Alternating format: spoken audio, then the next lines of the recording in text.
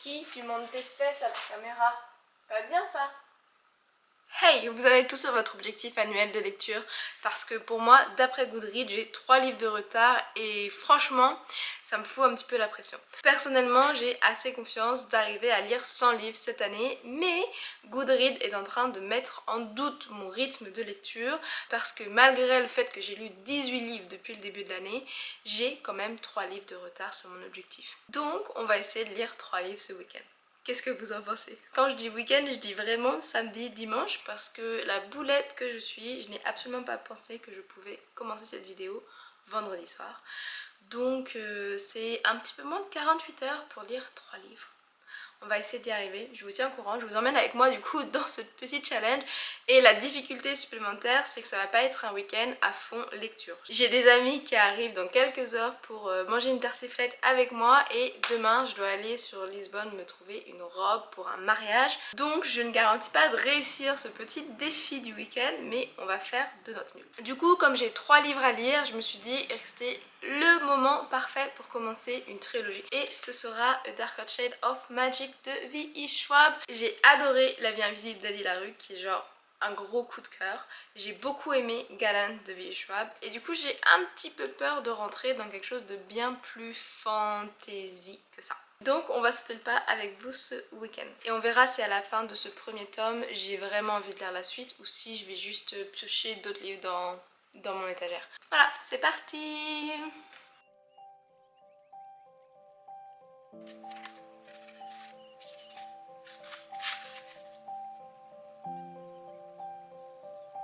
Ah, sad note, je ne sais absolument pas de quoi parle ce roman. Donc du coup, je plonge directement dans l'histoire, j'espère que je ne vais pas me perdre.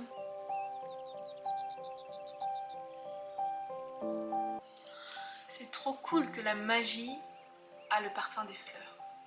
Voilà, super intéressant.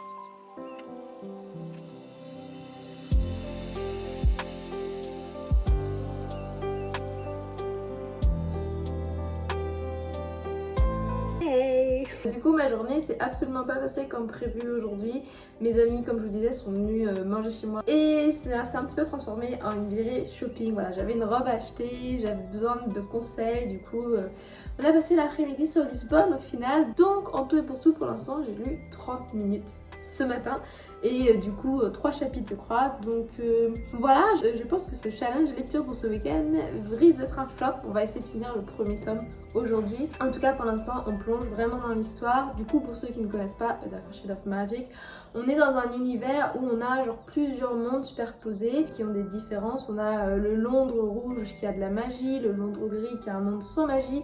J'ai pas vraiment compris quelle était la particularité du Londres blanc, mais je pense qu'on va y arriver. Et en gros, seuls un certain type de magiciens peuvent traverser les mondes. Et bien sûr, c'est ce type de magicien qui est le plus rare. Voilà. Pour l'instant, on suit notre personnage principal. C'est quelqu'un qu'on apprend à connaître, que j'apprécie d'une certaine manière. J'aime bien la manière dont il pense. Et puis, il y a toute cette magie qui m'intrigue beaucoup. Et surtout, j'ai hâte de savoir qu'est-ce qui va se passer, quel est le problème qui va arriver. Parce qu'on a quand même 3 tomes sur cet univers. Mais en tout cas, pour l'instant, V.E. Schwab met vraiment en place l'univers. Et comme d'habitude, elle le fait à la perfection. Voilà, je vais aller lire, je vais aller dîner, puis je vais aller lire. Et surtout, essayer de finir ce premier tome ce soir.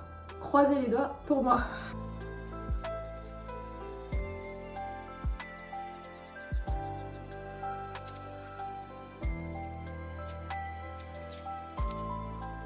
Ok, ça y est, j'ai atteint les 25% du livre. Je suis exactement à la page 97.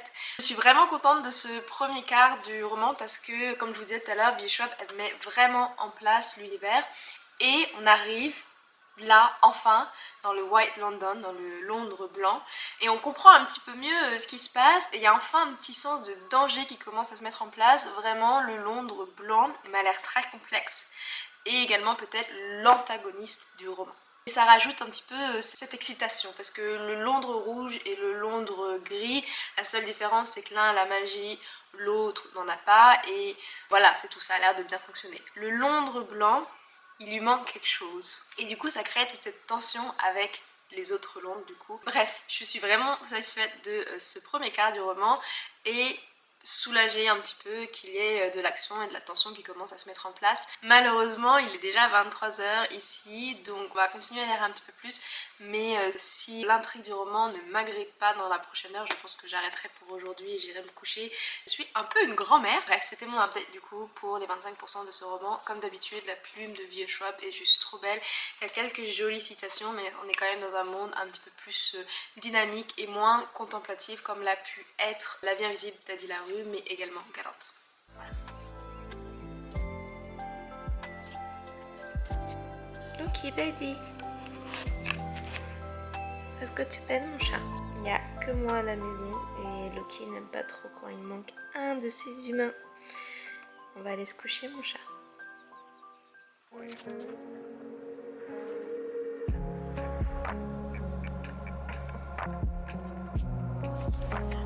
Non. J'avais une suspicion sur un personnage que j'ai oublié, que j'ai laissé de côté, parce qu'à un moment on attire notre attention sur la couleur de ses yeux. Bref, pas vous spoiler, mais ça je m'y attendais pas.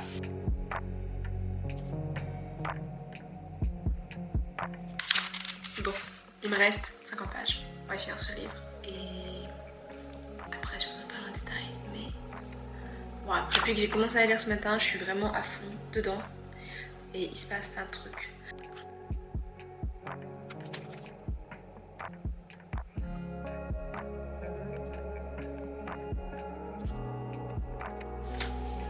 Ok, j'ai fini du coup A Darker Shade of Magic. Vraiment, c'était absolument pas ce à quoi je m'attendais. Le résumé de la 4e couverture est assez sobre. On n'a pas forcément d'informations sur les événements, les péripéties qui vont se passer. On sait juste voilà, les différents mondes et le fait que Kel est un des derniers voyageurs, donc une des dernières personnes qui peut aller d'un monde à l'autre. C'est tout. C'est vraiment mystérieux, on ne sait pas ce qui se passe. Mais maintenant que j'ai lu ce qui se passe entre ces livres est juste superbe, comme j'ai pu vous dire avant. Une fois que j'ai passé la première moitié, j'étais vraiment à fond dedans. C'est assez rigolo d'ailleurs parce que il y a une magie qui nous est montrée qui m'a beaucoup fait penser à Gallant, parce que la manière dont elle se manifeste, c'est une sorte de fumée noire et c'est un petit peu ce qu'on a dans Gallant, mais également dans La vie invisible d'Adi Larue avec Luc. C'est peut-être une marque de fabrique de Vieux Schwab, mais en tout cas on retrouve cet élément et j'ai trouvé ça assez intriguant.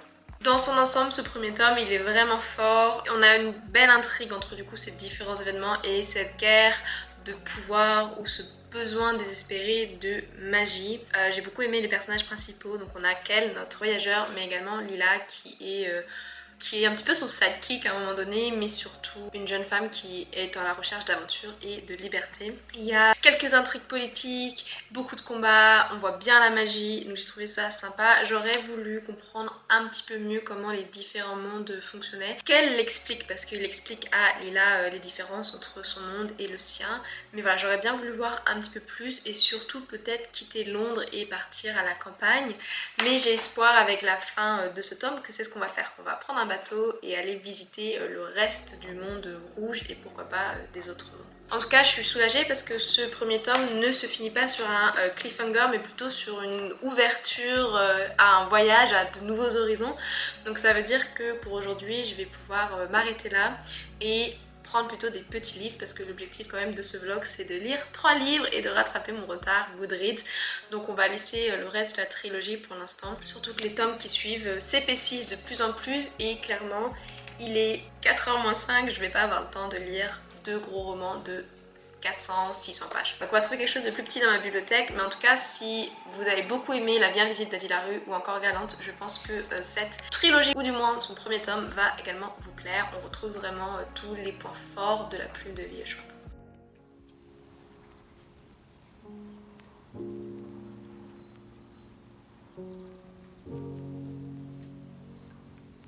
Avant de partir pour mon jogging du dimanche, j'ai sorti les 4 livres les plus fins de mes étagères que je n'ai pas encore lus et je vous ai laissé sur Instagram décider ceux que je devais lire. Je pars sur des livres fins en disant que je vais réussir à les lire plus vite, mais ma vidéo de fin 2023 montre que ce n'est pas forcément le cas. Parfois les livres plus fins sont des livres aussi plus complexes. Bref. Alors, le premier livre que vous avez choisi et que du coup on va lire ensemble, c'est Our Wives Under the Sea de Julia Armfield. Pour l'instant, il n'est pas traduit en français, mais il existe en allemand, en espagnol, dans d'autres langues. Donc, À voir s'il arrive en VF également. C'est une sorte de thriller psychologique, je dirais. On va suivre un couple dont Léa vient tout juste de revenir d'une mission en mer. Et quand je dis en mer, je dis dans les fonds marins. Et sa femme Miri se rend compte qu'il y a quelque chose qui ne va pas. Léa a l'air différente. Elle n'est pas forcément elle-même. Et du coup, Miri va essayer de comprendre ce qui s'est passé en mer et un petit peu voilà, trouver le nœud du problème. Il fait 230 pages, donc j'espère le finir rapidement avant de dîner si possible. Et je vous dirai ce que j'en ai pensé. C'est un livre que j'ai vu sur la chaîne Jack Edwards, donc généralement les recommandations de Jack Edwards sont des livres que j'aime, mais on va voir si c'est le cas pour celui-là.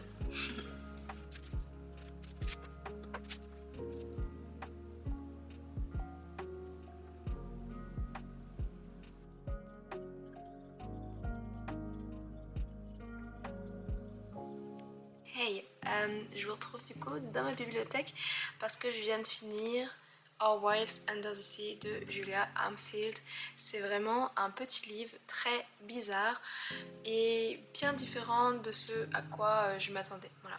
Quand le résumé disait que l'expédition de Léa avait mal tourné, je ne m'attendais pas à ça. Je m'attendais à peut-être, disons, un meurtre ou des difficultés avec ses compagnons dans le sous-marin, mais pas à cette sorte de cercueil au fond de l'océan et encore moins à cette transformation très bizarre de Lee en quelque chose, une sorte, je dirais presque une créature fantastique, même si c'est pas du tout le cas, ou une transformation qui fait d'elle quelqu'un d'humain, constitué de chair, d'os et de sang, quelqu'un de complètement différent, complètement liquide d'une certaine manière.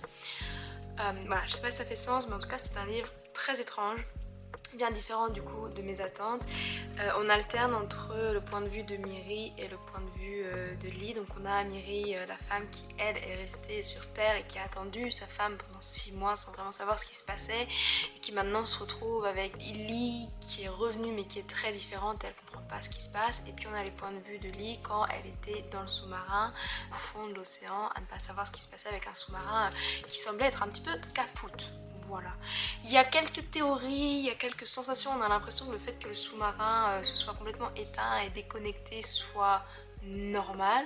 Je vous avoue que j'y avais pensé très tôt. Voilà, quand c'est arrivé, je pense pas que c'était un accident, mais le fait que les habitants du sous-marin ont pris autant de temps à vraiment formuler cette hypothèse et toute cette léthargie d'une certaine manière qu'ils ont, mais aussi ces questionnements sur le fond marin. Bref, c'était assez étrange. Voilà, un livre vraiment difficile à lire, mais qu'il fallait que je finisse une fois que je l'ai commencé parce que je voulais vraiment savoir ce qui allait se passer avec nos deux personnages principaux. Voilà, je vais pas vous en dire plus, je vais pas vous spoiler ce livre si vous aussi vous voulez aller le lire. Pour l'instant, il n'est pas disponible en français. En tout cas, si vous aimez les livres un petit peu d'horreur, peut-être que ça c'est pour vous. Il y a vraiment toute cette malaisance un petit peu dans tous les chapitres entre les différents points de vue et puis sur ce questionnement de qu'est-ce qui est en train de se passer. Et encore une fois, on n'a pas vraiment une réponse très claire à cette métamorphose d'Elaine. Voilà. Bon, ce livre est par contre le dernier livre que je vais lire dans ce reading vlog. On est en fin de week-end et pour être exact, et on a passé minuit, techniquement on est lundi matin. Et voilà, le défi que je m'étais mis de lire 3 livres était juste un petit peu trop gros pour moi pour ce week-end en particulier parce que j'avais d'autres choses de planifier. Voilà, donc ce reading vlog aurait été un flop. Je n'ai pas réussi à atteindre mon objectif, mais je suis assez contente d'avoir sorti des livres de ma palle. Un livre qui me faisait beaucoup envie mais j'avais peur d'être déçue, et un livre qui est complètement farfelu et très différent du genre que j'ai l'habitude de lire. On va mettre à jour ensemble Goodreads parce que j'ai quand même lu 2 livres et il faut que je mette à jour mon objectif lecture. Hop, on va faire I Finish This Book et on va mettre 4 étoiles à A Darker Shade of Magic de V. Ishwa parce que même si j'ai beaucoup aimé ce livre, il lui manque quelque chose pour lui donner ses 5 étoiles.